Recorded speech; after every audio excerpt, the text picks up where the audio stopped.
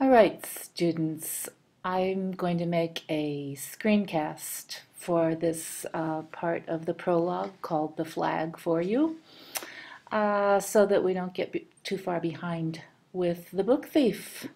And I can't be there for your class today. I'm so sorry. Let's see. There's some vocabulary we should probably go over first. Here's what I'll do.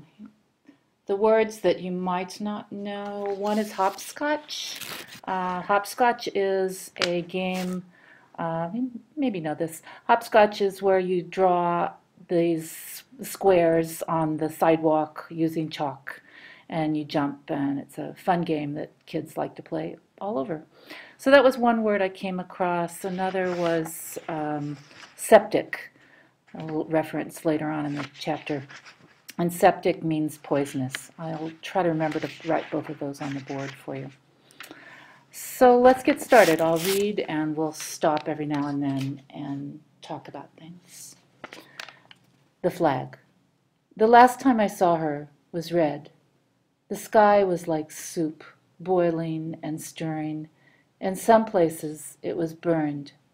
There were black crumbs and pepper streaked across the redness.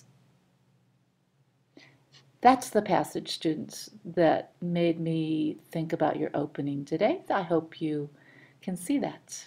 Think about the opening that you did earlier. Earlier, kids had been playing hopscotch there on the street that looked like oil-stained pages. When I arrived, I could still hear the echoes, the feet tapping like the road, the children's voices laughing, and the smiles like salt but decaying fast.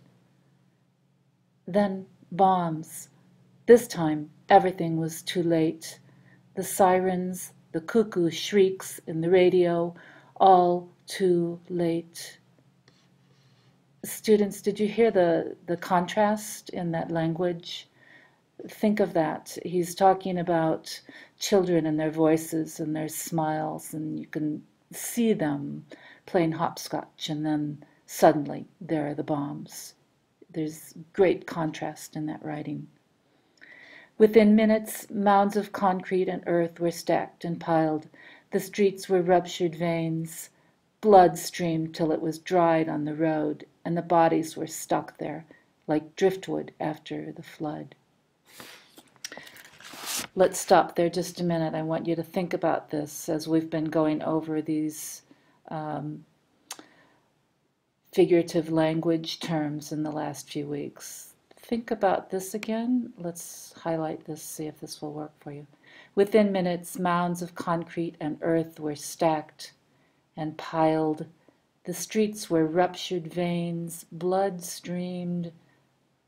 Okay, what kind of figurative language is that? Give you a minute. Think, think, think. What term? Yeah, I think I'd call that a metaphor. Okay, let's go on. They were glued down, every last one of them, a packet of souls. Was it fate? Misfortune? Is that what glued them down like that? Of course not. Let's not be stupid. It probably had more to do with the hurled bombs thrown down by humans hiding in the clouds. Yes, the sky was now a devastating, home-cooked red. The small German town had been flung apart one more time. Snowflakes of ash fell so lovelily, you were tempted to stretch out your tongue to catch them, taste them. Only they would have scorched your lips. They would have cooked your mouth. Clearly I see it. I was just about to leave when I found her kneeling there. A mountain range of rubble was written, designed, erected around her. She was clutching at a book. Apart from everything else, the book thief wanted desperately to go back to the basement, to write, or to read through her story one last time. In hindsight, I see it so obviously on her face. She was dying for it, the safety of it, the home of it, but she could not move. Also, the basement didn't even exist anymore. It was part of the mangled landscape. Please, again, I ask you to believe me.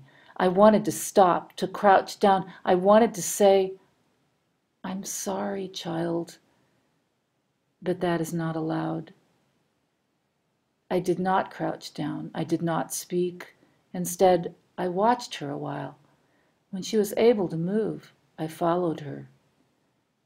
Think about that, students, for a minute, that characterization that we're getting of death. He's saying he's sorry, child, but it's not allowed. He seems to have some real remorse, feeling really badly about the state that this poor child has found herself in. Of course, we don't know the whole state that she's in yet. You're just at the prologue, but you're getting lots of clues. Where was I? She dropped the book. She knelt. The book thief howled.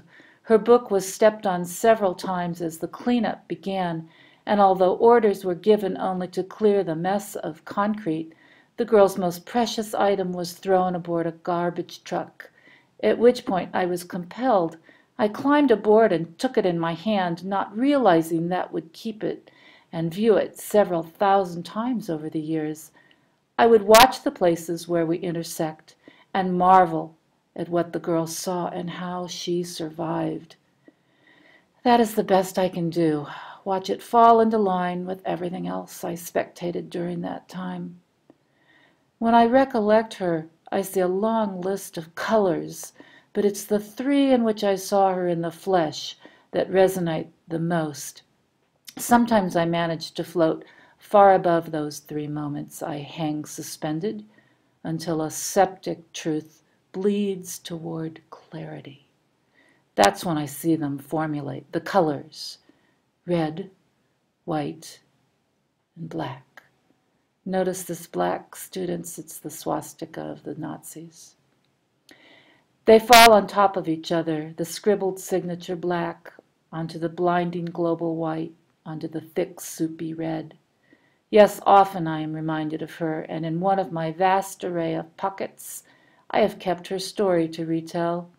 It is one of the small legion I carry, each one extraordinary in its own right, each one an attempt, an immense leap of an attempt, to prove to me that you and your human existence are worth it. Here it is, one of a handful, The Book Thief.